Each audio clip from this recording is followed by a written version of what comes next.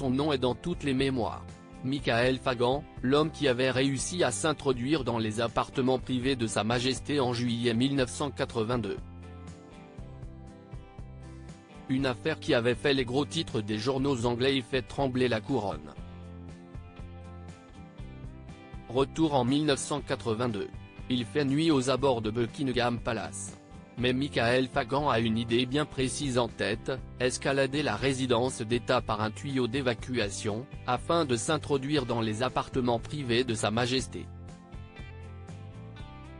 Défi ô combien interdit et dangereux. Mais relevé haut la main. L'homme qui souffre de schizophrénie réussit à pénétrer dans la chambre de la monarque. Pendant 10 longues minutes, Michael Fagan va converser paisiblement avec la reine, surprise en petite tenue dans son lit. Sans perdre son sang-froid, la monarque qui était alors âgée de 56 ans avait donné le change, tout en appuyant sur le bouton de panique près de son lit sans obtenir de réponse. Toujours en écoutant l'intrus, la reine avait tenté de joindre le standard téléphonique. En vain. Un valet de pied de service fera finalement irruption dans la chambre et l'intrus sera plaqué au sol.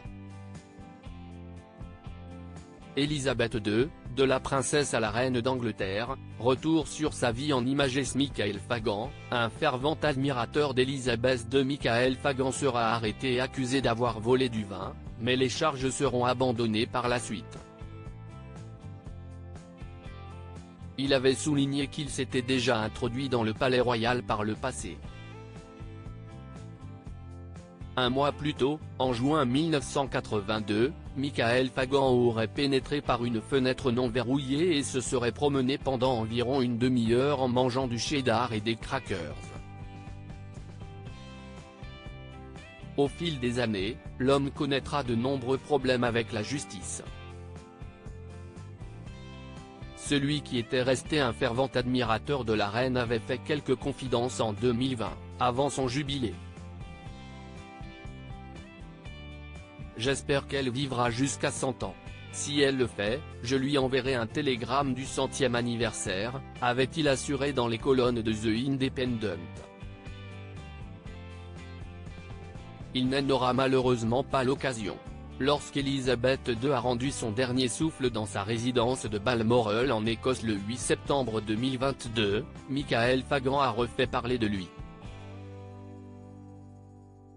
Nos confrères britanniques de Métro ont rencontré ce dernier, visiblement très peiné par la disparition de la monarque. Il a affirmé avoir été dans une église pour allumer une bougie afin de rendre hommage à la défunte reine avec qui il avait eu un entretien des plus privilégiés. Crédit photo, gov.inf.